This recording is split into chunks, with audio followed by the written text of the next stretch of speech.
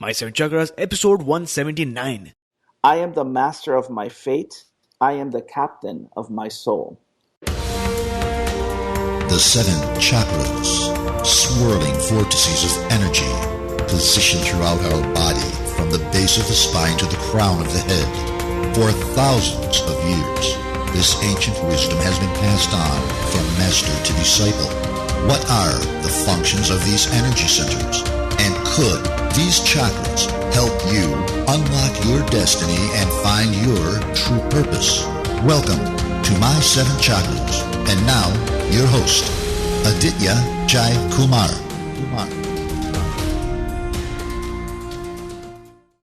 What's up, action takers? AJ here, your friend, your host, and your fellow action taker. And you're tuned in to My Seven Chakras, where we believe that science and spirit go hand in hand and that failure is a stepping stone to massive success. So this is one show where we believe that your ability to make a difference in the world is directly proportional to your ability to take action every single day. Action Tribe, we have an epic session in store for you today.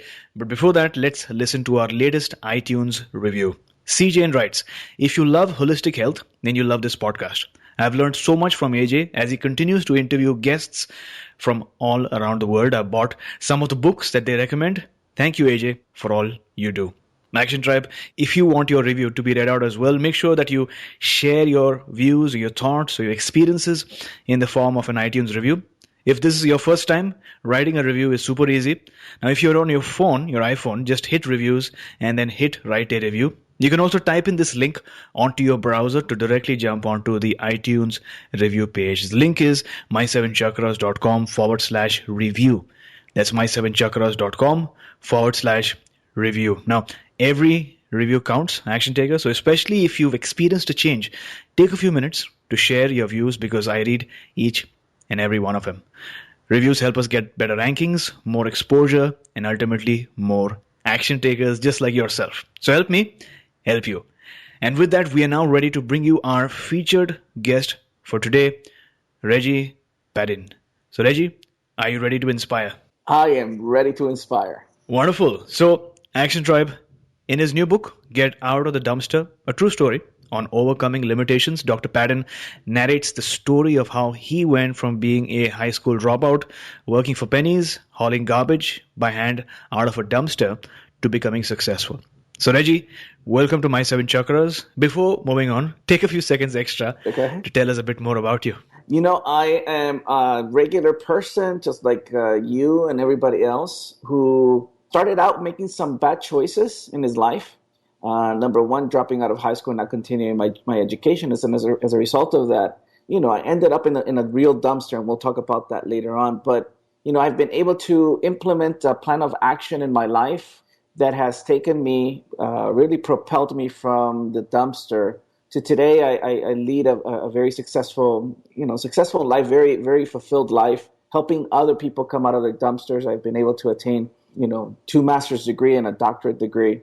And I working for me every day is not work. I can't believe they pay me to do the things that I do because I'm living my life's purpose, and I am helping other people come out and figure out what it is that they want to do in their lives and what their purpose is, and coach them through that process. So that's basically in a nutshell who I am, and I'm looking forward to having this discussion with you, AJ. Wonderful. Thanks a lot for sharing. Now, let's start today's interview with a dose of inspiration. What is your favorite inspirational quote, and how does that quote play out in your day-to-day life? Yeah, there's a poem entitled Invictus, written by William Ernest Henley. And in that poem, there's a phrase that it really encapsulates it really spoke to me, and I think it'll speak to a lot of people. And it reads this way: it matters not how straight the gate, how charged with punishment the stroll. I am the master of my fate. I am the captain of my soul.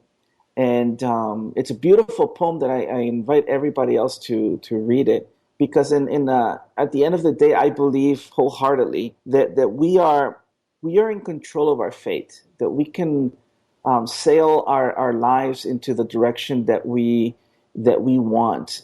And we'll face storms, we'll face difficulties, we'll face some tough moments, but at the end of the day, I think we will reach our destination if we keep our eyes on where it is that we want to go. So that is a wonderful poem that I think everybody should read. Wonderful. I'm going to definitely read that poem sometime today or tomorrow. But thanks a lot for sharing. I am the master of my fate and the captain of my soul. Action Tribe, you are completely in control of your fate, and you get to steer the boat in the direction that you want it to go in, because like we are learning today, you are the captain of your soul. So thanks a lot for sharing that. And You're with welcome. that, let's dive in. Reggie, what inspired you to write your book, Get Out of the Dumpster? It's been a lifelong journey for me. Like I mentioned earlier, I was a high school dropout that faced some difficulties in my life. Ended up working in a company that at that point I had no idea was going out of business. And because they had to cut some costs, one of the places they ended up cutting was the waste management company. And so my boss called me into his office one day and said, "Hey, I need you to go get one of the company trucks and back it up to every single dumpster around the company. Get inside the dumpster, pull every last piece of garbage out of there, put it in the back of the truck, and drive it to the landfill." Now, I don't know if you've ever walked by a dumpster in the middle of the summer, but it's not a pleasant situation. Now, imagine being chest deep inside a dumpster. And so I was feeling very bad about myself. I had no self-esteem. I had a young wife and a young son who's 25 today, and we'll talk about him later on. And I thought, is this going to be what my life is going to be all about? And on my way back from the landfill one day, I snapped out of it and I said, "No, this is not going to be the end for me. It's not going to be my destination. I'm going to do something about it." And so I created a plan of action that I basically worked for the last 20 years to bring me to the position where I am today. And so that inspired me to write the book. I've been thinking about the book for a while now, but I always felt very inadequate about it. I felt that, I wasn't a writer. I hadn't accomplished much. And so every year I would say, next year when I accomplish this, that, and the other. And finally, in 2014, when I was awarded my doctorate degree, I said, okay, enough excuses. You need to share this message with people and help them come out of the dumpster. I mean, writing a book is a wonderful way to get your message out. And it's something that is going to outlive you. And so that idea really inspired me to write the book. It was an inspiration for me to leave something for my children. I have 4 children. And so that really motivated me and inspired me to finally sit down and put thoughts on paper and write the book. So thanks a lot for sharing. You spoke about being in a dumpster in the middle of the summer, which I'm sure is a really challenging situation that no one really wants to be in. But through your story, you've taken that story and you've made that into sort of like an analogy, right? A dumpster moment that people face in their lives as well. So based on your experience, what are some of the different dumpster moments that people face in their life? For me, I realized that coming out of the first dumpster was probably the easiest dumpster to come out of, by the way. And what I figured out was that there's other dumpsters that I had to face in my life as I moved from one level to the next. And what I figured out is I started talking with other people, people of all walks of life, of all educational levels, of all income brackets. I found out that everybody faces dumpsters in their lives. And it could be fear, it could be doubt, it could be a low self-esteem, it could be a bad relationship, stuck in a toxic relationship for a long time. It could be, the lack of purpose and direction in their lives. It could be, their finances, their lack of education, not knowing what to do next. All these things become dumpster moments. And the reason I call them dumpster moments is because it keeps people stuck in that same level, like as though they were inside a dumpster without being able to progress to the next level. And sometimes those dumpster, and by the way, we all face those dumpster moments. I tell people it's not bad that you face a dumpster moment. A dumpster moment could be a great teaching moment for you and for me. The problem is if we get stuck there.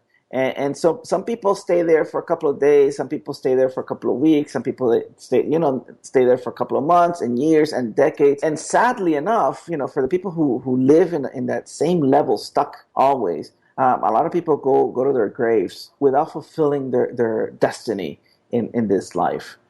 this book and the thoughts behind the book really applies to everybody, really, that is facing a moment where they feel like they're stuck. Got it. Like they want to get out of that. Right. So you spoke about the situation, right? The situation, whether you're in the dumpster or outside of it, but a situation where you're stuck, literally and metaphorically, symbolically, that doesn't allow you to grow, doesn't allow you to move on, and that very stagnant energy is depressing and is detrimental as well, right? Because you're not, even if you're taking action, you still seem to be stuck. Now, in your book, you talk about the importance of mindset. And as your story goes, you went from being a high school dropout, hauling garbage by hand out of a dumpster, to becoming a successful educator, author, and executive coach, right? So how has your mindset changed from back then to now? Well, it's something that you have to almost like replace in an old operating system in your brain. We all have these programs in our brains that really affect every other area of our lives, our spiritual life, our physical life, our relationship life, our careers. It really affects everything else. And that comes, by the way, from upbringing. It could be our parents and teachers and spiritual leaders and our surroundings. It's something that comes subtle. And sometimes, they don't mean, people don't mean harm by them. They tell you, hey, don't do that because, you don't want to fail and look like a fool. Or don't try that because other people have tried and have failed. Or, oh, can you really do that? And so they put all these little programs in our minds that really we carry for the rest of our lives. And then what we have to do, if we want to move to a higher level, is that we have to replace those old thoughts with new ones. There's been a study done where they looked at adult learning, and the study says that you've heard the saying that you can't teach an old dog new tricks. Well, the reason why that is so is because when we learn something, a behavior, a pattern, a piece of information, a skill, we create new neurons in our neuron networks in our brain that never go away. And so we have those habits. And so if we want to do something new in our lives, if we want to learn a new skill, a new thought pattern, then what we have to do is basically reprogram our brains and create new neurological patterns in our brain until those replace the old pattern. Now, the old pattern is always going to be there. And will try to creep up on us. But what we need to do is make sure that we give more credence and more time to the new thought pattern. And that's going to take time. It takes repetition. It takes intent. It takes coaching. It takes reading. It takes listening to the right things. It takes watching the right programs and listening to podcasts like this and reading the right books and surrounding yourself with the right people. And it takes repetition after repetition after repetition after repetition until that becomes the new norm in your life. Sure. Okay, so I love your analogy of the operating system. You spoke about the need to reprogram the mind to really unlearn the code that is currently running our operating system. And this code, as you mentioned, is not something that was fed in about 1 or 2 or 3 or even 1 year back. This code has been fed into our mind over the years since childhood by society, maybe your community or religion or schools, whatever it is. So it's sort of like, firstly recognizing that there is a code that's running our operating system and building that awareness, and then sort of escaping the matrix by learning these new neural pathways that can help us change. So my question is, what are some of the steps that a person listening to the show right now could take in order to reprogram the mind? Well, it goes back to what I shared with you in the beginning, that inspirational quote, is understanding that you are responsible for your life. That it's not an accident of you're not an accident. The things that are coming to your life are not an accident. So you have to take full responsibility for the good, the bad, and the ugly in your life. Because a lot of people want to blame, right? So you have to remove the blame game. Step away from the blame game and really take absolute responsibility for your own life. Then is understanding that failure is good. You are going to fail. I am going to fail. And we've been programmed for the longest time that failure is bad. Failure means ridicule, and it means losing, and it doesn't have to be the case. Ultimate failure is when you stop trying. Failure is absolutely necessary to use it as a stepping stone in the learning process to get you to where you want to get to. I tell people, look, you have to always expect something good is going to happen to your life. We have to push away the negativity. Well, it happened for that person, but it can never happen for me. No, you have to remove those words from your mouth and those thoughts from your mind, and expect that something good is going to happen. Feel good about your future is another one.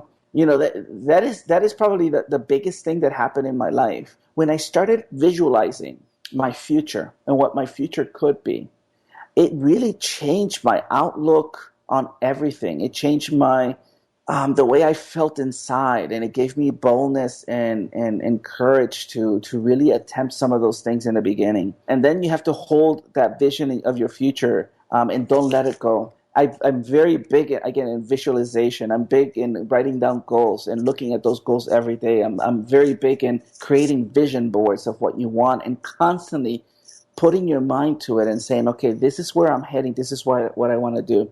And then I tell people, you have to fake it till you make it. Again, you're not going to learn it the first time around. And so you're going to have to fake it and act as though you are there, even though you're not. I used to very poor. I lived in a very not so good part of town. And I remember putting my wife in the car and my children, and we would drive to the nice part of town. And I would really visualize that that's where I was going to live. And so I started behaving as though I already lived there. So my dress changed, my speech pattern changed, I started living out that life. I tell people, you got to stop complaining. That's never going to get you anywhere. And so stop complaining. And then you have to shut down your old mindset. Again, it goes back to that, the neurons that you already have there, the network that you already have there will always be there, but you have to numb that down and bring the new pattern in.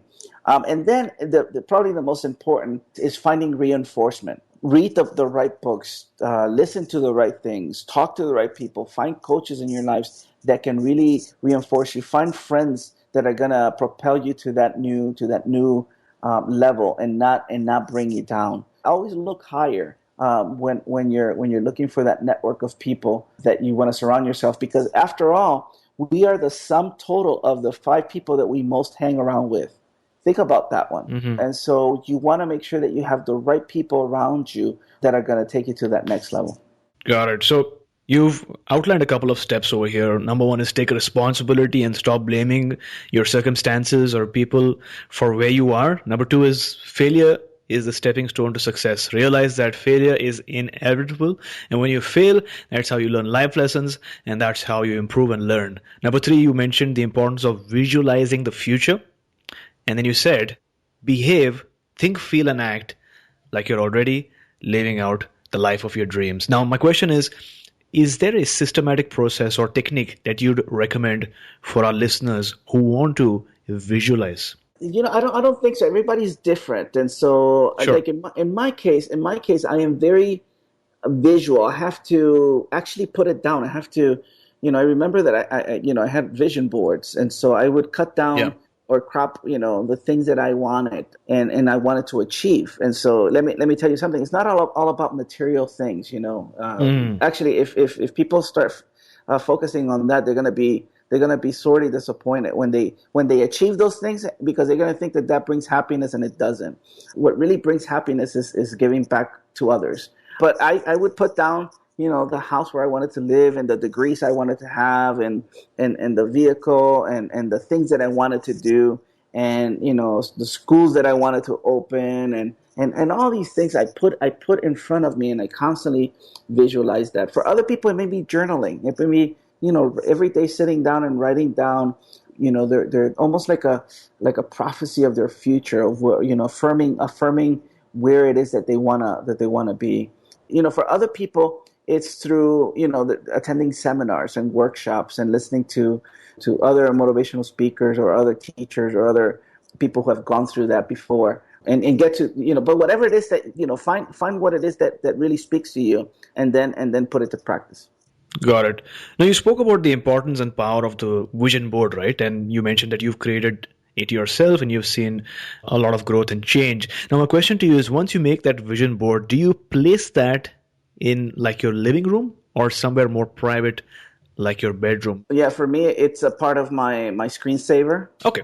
It's been part of my screensaver. I put it in my computer. I put it in my screensaver in my phone. That'll change. So whatever I'm really want to envision, I'll switch the image on my phone. Right. Part of it wasn't just a vision board. You know what I did create though, because visualization is perfect. It's nice. I mean, it gets you Yeah. at least looking into the possibility of what it is that you want to accomplish.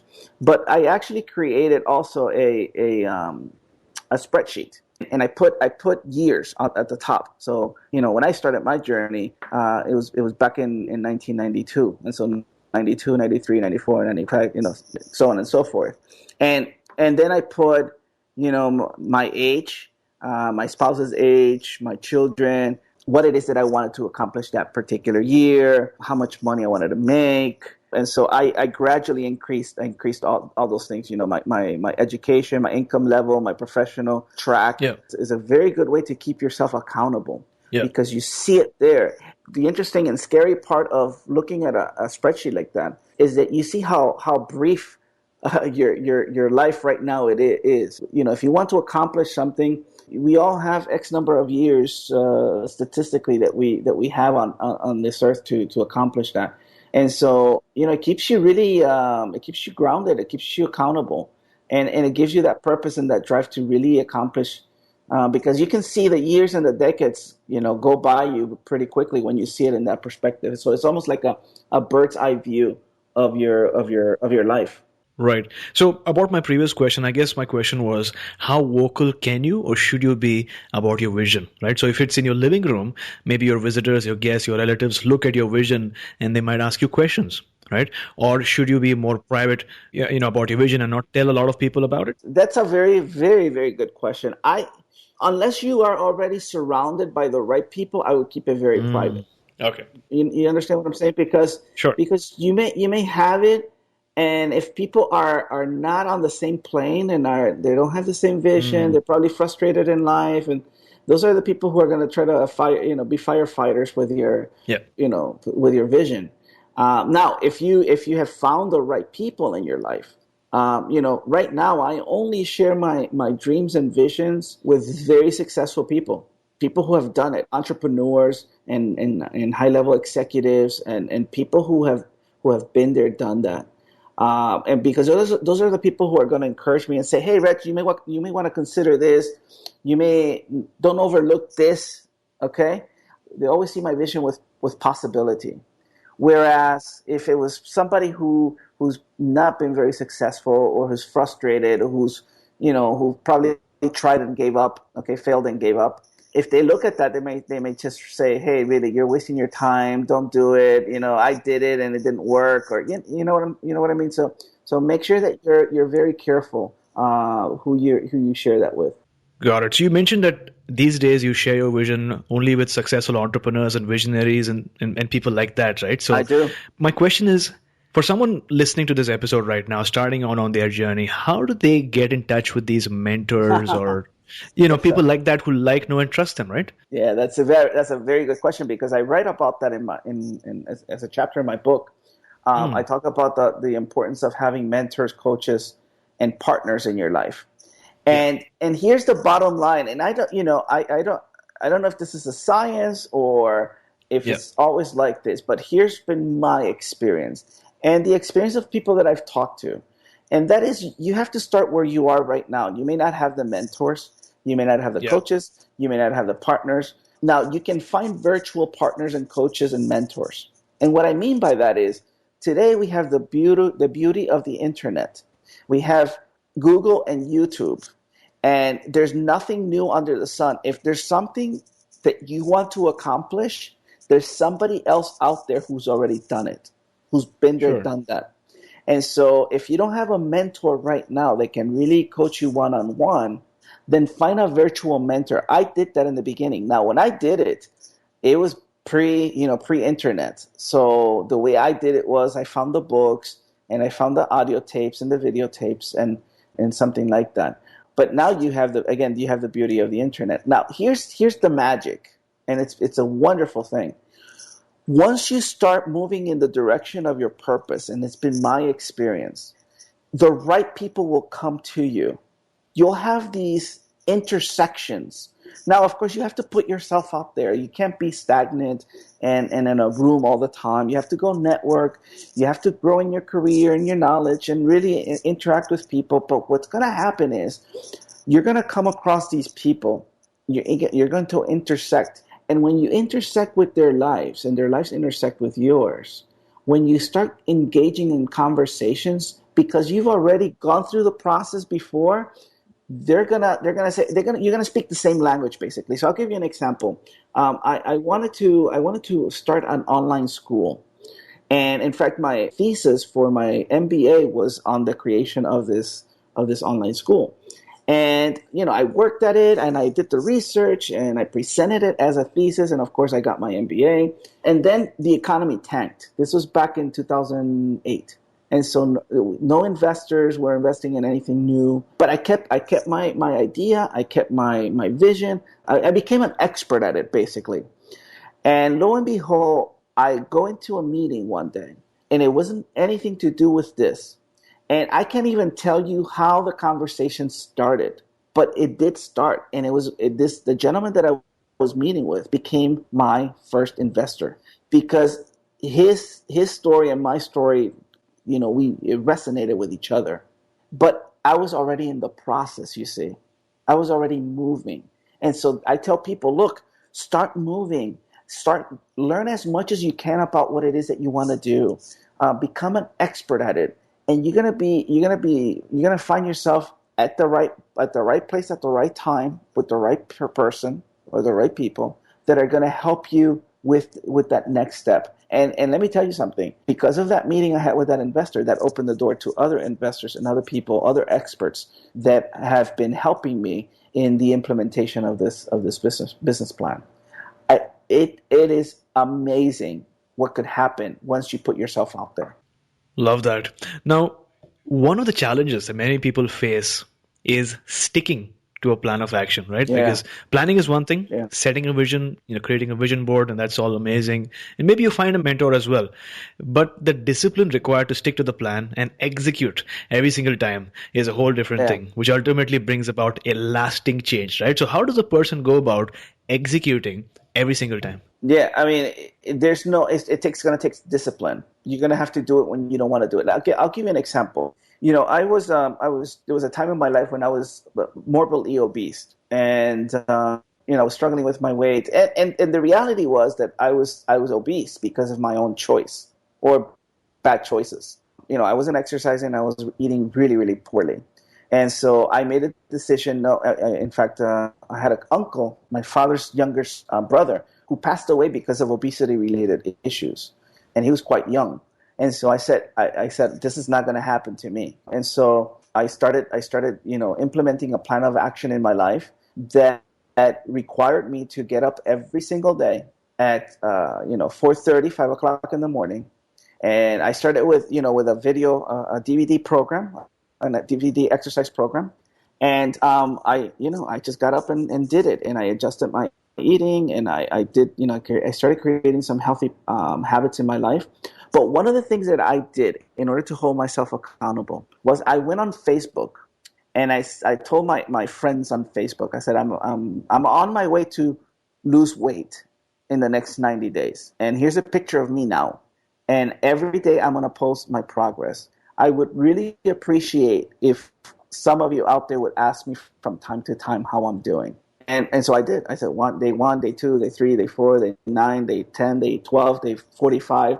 And what happened was, for me, is it took 90 days for me to go through that program, and it became a habit. From there, I went into a second 90-day program, and then a third 90-day program, a fourth round of 90-day program. And I haven't stopped ever since, even to this day. Actually, before this interview, I already worked out once early in the morning, and I was doing my second workout because today I had extra time. It's become, for me, a habit. Same thing with my education. I had to do one course at a time and one semester at a time. And you just have to, when you're clear about your purpose, whatever it is, lose weight, find the right person in your life, make more money, attain start that business, attain a higher level of education. It really comes down to you have to get up every single day and you have to work at it every single day. I when I started this, it was 6 days a week. I only took 1 day off, and on that day off, I didn't know what to do with myself. Again, it's a force of habit. Once you create that habit, and then you can't live without it, and it becomes automatic in your life. Wonderful. So there you go, Action Tribe. Public declaration of your goals can work like magic because people around you feel inspired that someone that they know is now taking action and changing his or her life. And many of them, as we're learning, will be more than happy to hold you accountable to your change. AJ, and something else that happened to me, at least in all those things that I've been able to do, you inspire other people. You inspire other people to make adjustments in their lives.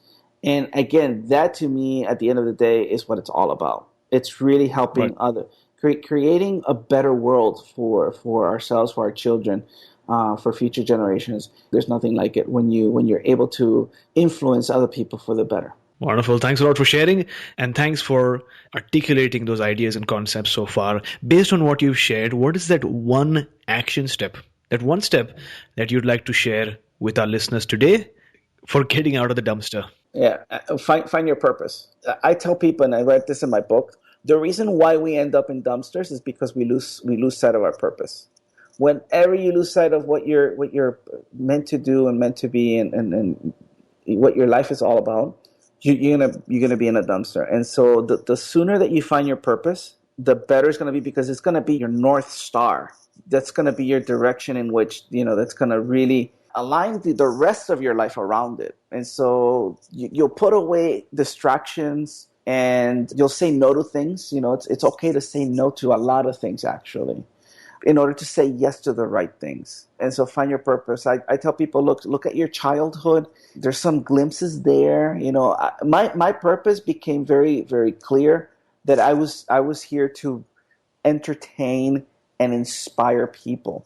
And not entertainment in the sense that I was going to sing a song or do a dance, but it's to hold people's attention long enough in order to create an impact in their lives. And so everything that I do is based on helping other people come out of their dumpsters. That's everything that I do, whether it's having conversations like this, or writing books, or teaching classes, or doing talks. It all revolves around helping other people come out of their dumpsters, help them figure out what their dumpsters are, and in order to bring them out. And so the quicker that you find your purpose, the better it's going to be. Otherwise, you're going to be lost. You're going to be doing this one day and that the other day, and you're going to waste a lot of time. So, Action Tribe, to access today's show notes, visit my7chakras.com/179. That's my7chakras.com/179. You may encounter many defeats, but you must not be defeated. In fact, it may be necessary to encounter the defeat so that you know who you are, what you can rise from, and how you can still come out of it. This is an amazing quote by Maya Angelou.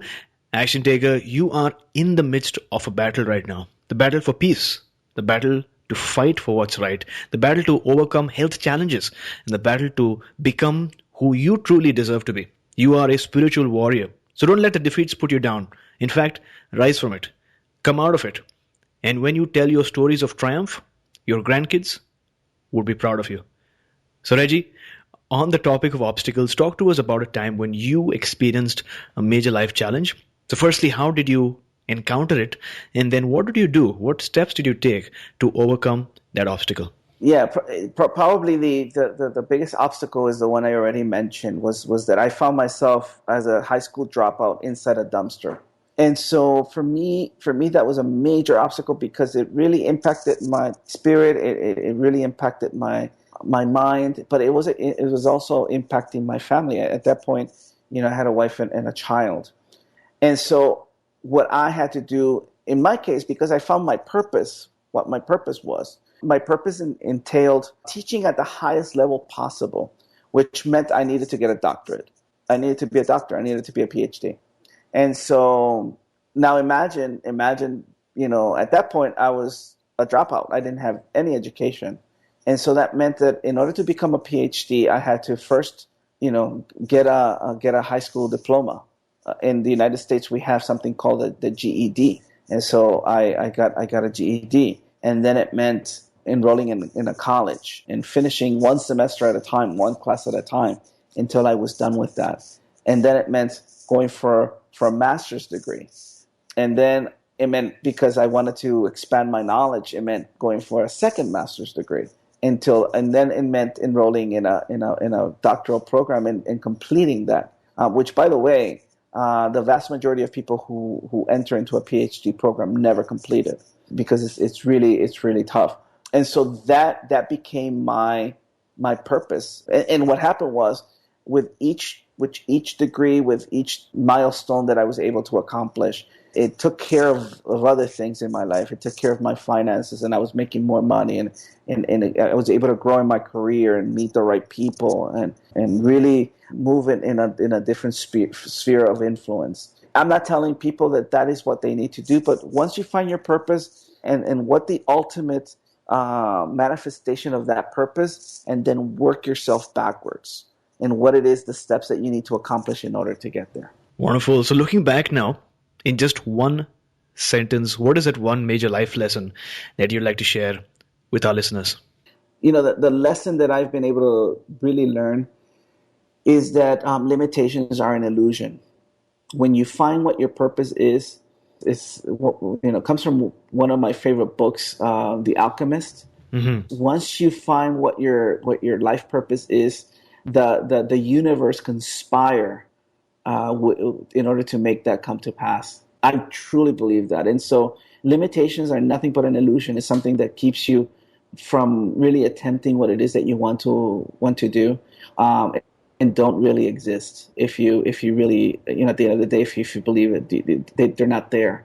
Don't give up. Never give up. Never give up hope. You'll be able to accomplish whatever it is that you want to accomplish if it's aligned with your purpose. Well, thanks a lot for sharing that story with us. I think it's really inspiring for so many of our listeners in different countries who are going through one or the other challenge, a challenge in terms of health, maybe their career, jobs, relationships, whatever it is. But I think your story is something that everyone can relate to. You said that the biggest obstacle for you was being inside a dumpster as a high school dropout, something that affected your spirit, your mind, your body, and your family as well. Right? And that was a situation that you wanted to get out of as soon as possible. Then you realized that the first thing you need to do, like you shared with us today, is to find your purpose. What is that purpose? What is that one thing that you want to achieve at the end of your life? So you started there and you realized that your purpose was to teach, was to inspire people. And you recognized that goal and you decided, okay, that's my purpose. So now I have to get a degree. I have to get a PhD, which is a lofty goal, which was a really big goal that you set for yourself in the long term. And then you said, okay, now that I have to get a PhD, what do I need to do one step before that? You realized that you need to get a diploma, right? And you took action towards that, and you enrolled in college, and you took semester by semester, and then you took a degree, your master's degree, and then you were in that momentum, right? You were in line and in track and chugging along. So you got another master's degree, and then you finally completed your PhD. Not just doing it, but actually completing it, which I think is an achievement in itself. Because, like you mentioned, because you set your purpose at the very beginning. And as you progressed, you began to have these small achievements. You crossed these small milestones, which gave you inspiration that you're on the right track and gave you some power, right? So I think what you've shared with us is really inspirational and really powerful, is to just set your purpose, decide on that huge lofty goal and not worrying about how you'll get there, but just setting your goal and then working backwards, taking step-by-step action till you achieve your life's purpose. So thanks a lot for sharing. I think it's really, really powerful. Thank you. It's I hope it helps many people that are listening to this podcast. Oh, absolutely. And Action Tribe, as you head out in your life to implement the ideas that you've learned today, realize that there is so much that you can learn from nature. Nature is all about the cycle of balance, the yin and the yang, the summer and the winter, the ups and downs, whenever it's time, nature comes to your rescue to re-establish the balance once again. The problem occurs when there's a block that prevents the natural flow of nature. Like we're learning today, when you're in the dumpster, when you don't know how to move, when there's some stagnant energy, that block creates an emotion which ultimately results in a bad health condition or disease or whatever that negative state might be. So whenever you notice you're in a block or there's some resistance, just let it flow. Because as the ancient Chinese philosopher Lao Tzu once said, life is a series of natural and spontaneous changes. Don't resist them. That only creates sorrow. Let reality be reality. Let things flow naturally forward in whatever way they like. And then you'll notice that you've changed.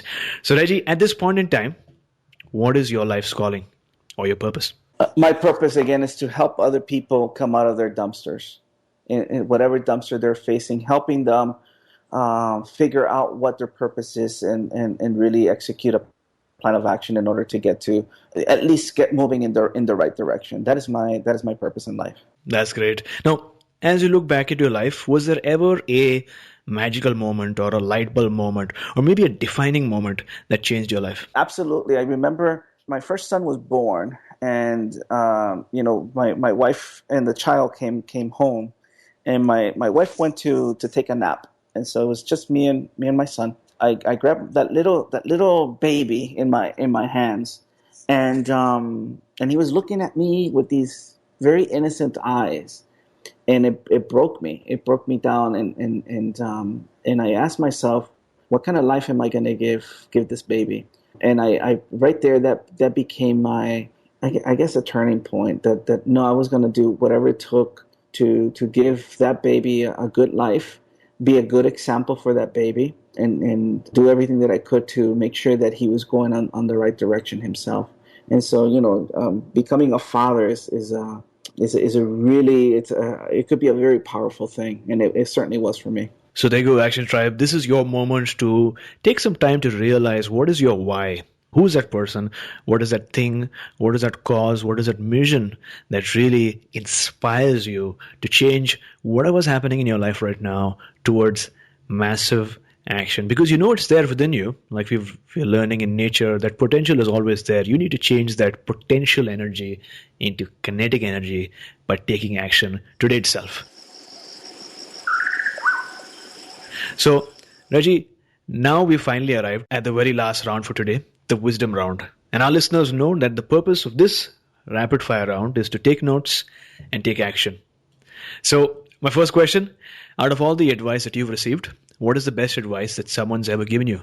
Execute. Again, ideas are good, and vision boards are great, but you need to execute. Everything falls on execution. And so that is probably the biggest piece of advice that somebody gave me, and I tell everybody, you need to execute your plan of action. So name a personal habit that keeps you going. I've picked up physical exercise, and so I do a lot of bodybuilding, weightlifting, and running, keeping my body in shape, and I do it very early in the morning. I still get up at 4:45 every single morning and do that in the midst of a very, very busy schedule. I've created that habit, and that has created a discipline in my life for other things as well. So what's your morning routine like? Wake up very, very early.